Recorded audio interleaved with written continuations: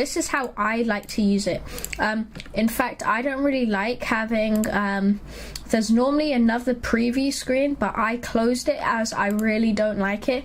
There is a way to actually reset everything. I think it should be in view, window layout, and default layout. Okay, this is how it is, default. But if you really want to work with stuff, I would suggest just closing that. It doesn't do much, and actually dragging this, so you just click or you see here, you click on it and then drag it, and if you want it bigger, you go up and down like that.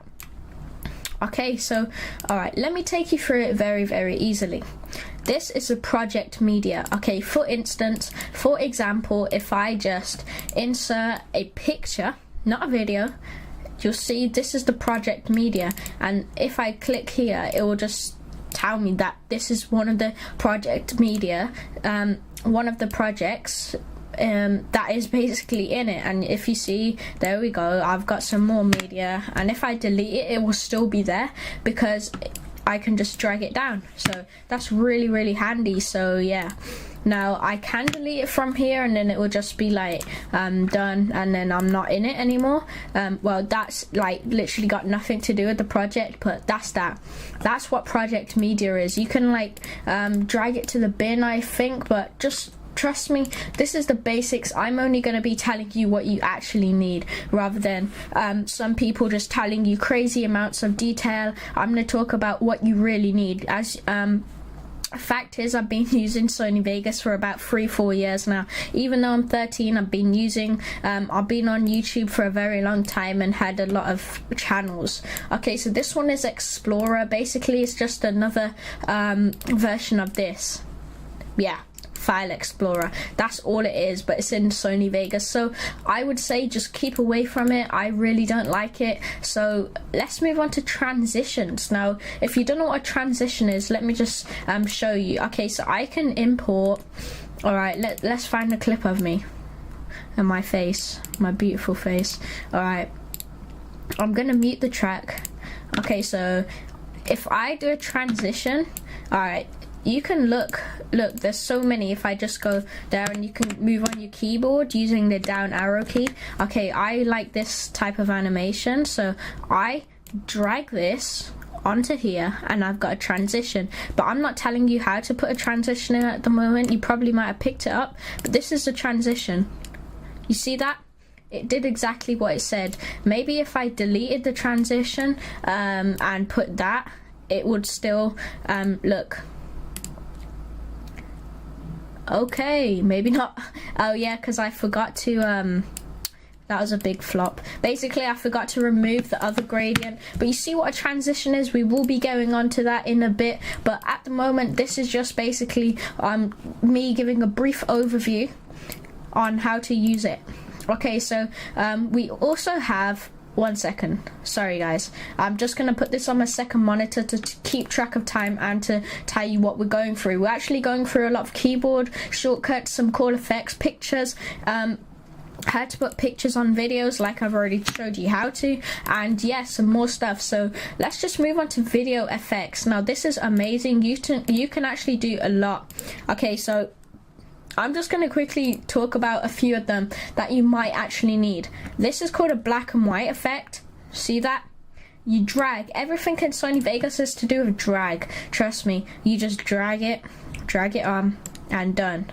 Nothing of them or importing things. Nothing to do with that rubbish. It's all amazing. Pyramid is basically no, it's not Illuminati. But you see what I mean. You can play around with it. Like I said, I'm not going to just bother telling you how to do ridiculous stuff when this is a brief overview. So if I just keep going, obviously if I see something which is actually worth talking about, then I will actually include it. This is something called a green screen, chroma key.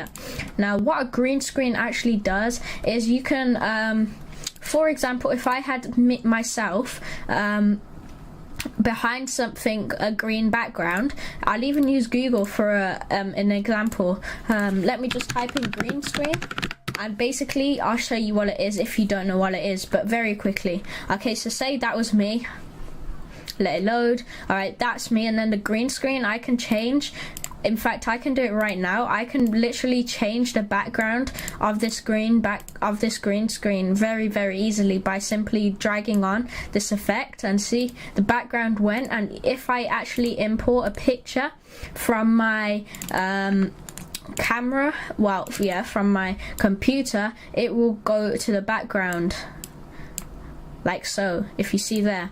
And then we can like move everything, but you see what I'm on about. That's a green screen. So yeah, I will be teaching you that very, very soon, but at the moment not so much. Okay, so that's out of the way. I think I've covered everything except for media generators. Now this is something that you should consider using a lot. These I wouldn't recommend using. The only thing I would recommend using is these for when you need credits in your video. Okay, this is plain scrolling on a black background. This is on a transparent, so I can actually have credits just rolling on a transparent background if I just pull it underneath.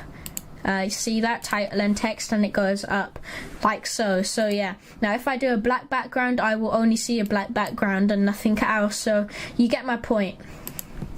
Now these are light flares. Maybe if you're using some effects or anything like that, you will be needing them. These obviously are just basically JPEGs of pictures and something like that. Okay, so these are actually, I've never seen these because I just tend to not use that many things, but this is centered text, so it will basically center the whole of your text automatically with no manual control. So it's going to be doing it all by the program, and it's a very clever program.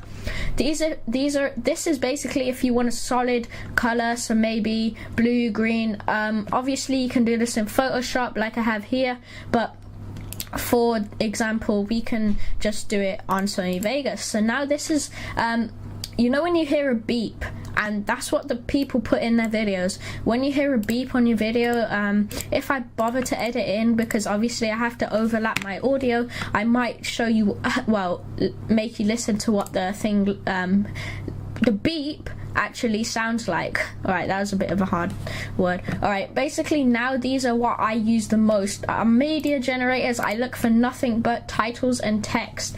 Alright, these are pretty cool. Sample text is basically just a sample text on the screen, nothing else. Action flip is, alright, type in Sony, yeah, Sony Vegas, and if we speed it up by pressing Control and on the right hand side just dragging it, so basically this is what this looks like sped up. Sony Vegas. Done. So it looks like a flip. It's doing a flip, obviously not too extreme, but yeah. Now if I just hover over, you can actually preview yourself what they look like. Now if you see the ones with like black and gray squares at the back, that means it's a transparent background, which is what you would ideally want. Drop split means you basically have it doesn't have a transparent background, neither does the rough day one, like I'm pointing my cursor on here, but yeah. So we also have twisting. This is very good as well. And what else do we have that I would basically recommend using? These two. This one is really hard to preview because it's actually a very heavy effect, so I would actually advise, wait 1 second, just look at that, that was pretty cool. And I've even got my, alright, I need to talk to you about a lot of stuff still. Alright, so that's that out the way. This is legacy and text. It's basically just some cool text, nothing really fancy. It's kind of cheesy. If you want some really good text, then you should just install a sample font. Yeah. Okay, so what are these? Well, you don't really need to know. Basically, that's just what we just saw. And now I can actually move on to my main focus, and this is kind of important, so I'm just going to drag this out. Okay, so like I said, I'm not going to go over loads of unimportant things, but I will. I will. No, I'm not going to. Alright, this is actually properties. You can press Alt and Enter, like so, and it will bring up this. Now, what this does is you can customize a lot of stuff to do with your project. So if I wanted maybe 4K, I would do 3840 times 2160, so 3840 times 2160, but I'm not going to do it today. Well, we're just going to leave it at the rubbish Oh, come on. Wow, it's not working. Okay. Alright, sorry guys, alright. This is frame rate. Now, if you've seen the videos, it says 60 FPS. If you want 60 frames per second, only if it's actually filmed at 60 frames per second, then click on this. Right at the bottom says double NTSC. Click on that, and then there we go. Now, I would leave everything the same, and maybe the pixel format, yes, very good. You can put this to best, however, it will take long to render, so I don't know, it depends whether you're willing to sacrifice time.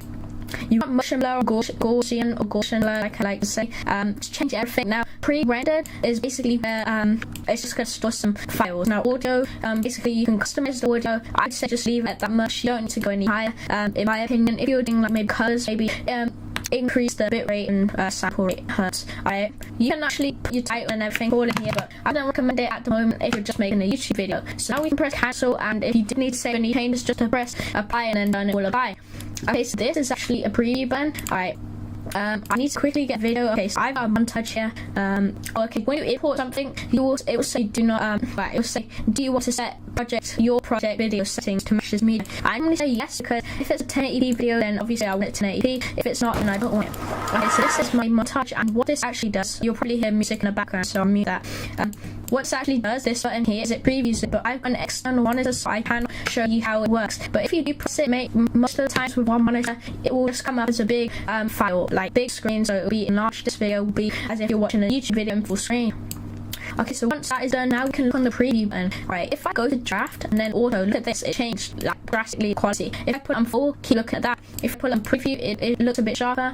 Best will look even more sharper, and I would recommend putting on preview full every single time if you're editing a video, because trust me, it's not too bad like this. That's really bad, that's just uneditable. In my opinion, you need to look at some quality of the video. So that's why I pick preview and full. If your PC is a bit laggy, obviously you're not as fortunate as I am, or some other people are, maybe just bump it down to draft and full, and then I think the video will still run very nice. So if that's still not good, just go on half, and then yeah. Now, if that is not any good, then obviously you have to make do with auto or quarter. I really don't think you should be using Sony Vegas if your PC can't handle it. Alright, so that's over with. That is the overview. Now, how long have I been filming for? I have no idea, so we've lost track of time, but I think it's around 10 minutes, so we can now move on to some keyboard shortcuts. Right, keyboard shortcuts, mouse shortcuts, whatever you want. Okay, so say if you wanted to duplicate this track for some reason, you want two of these tracks, you would right click, and then it would say duplicate the track, and press duplicate. You see you have two more, and then you can just delete them, not by pressing the backspace, but by pressing the actual delete key on your keyboard. If I wanted an audio track, I could press Ctrl Q. If I wanted a video track, I could press Ctrl Shift and Q, and I have a video track like so. Now, you probably see me like moving this up and down, and that is because I like to keep my timeline organized. If I have maybe 1, 2, 3, 4, 5, I would like the timeline so I can see all of the tracks and not like one of them and then my thing really big. The preview over here, so obviously that's why I do it, and I think that is beneficial to anyone just starting out. Okay, so what else? More keyboard shortcuts. We can also, if you want to split clips, say you didn't like this part of the video and you just wanted that part. Okay, so we can actually press S on our keyboard, the letter S, and press that, and it will split clip. Now you can probably do it somewhere. In fact, no. Why even bother when you've got the opportunity to press split? Now, if sometimes it doesn't work and you're pressing S and it's not working, you have to actually click on the track. Sometimes it clicks on another track. So just be careful, Sony Vegas. And I haven't told you what these buttons do.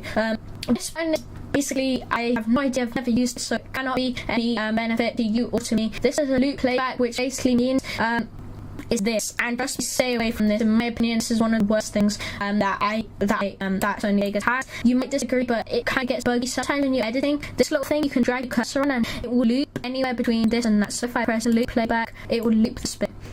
If you see it's this blue thing, it will loop it right after the video's ended, and it will basically go back to the start.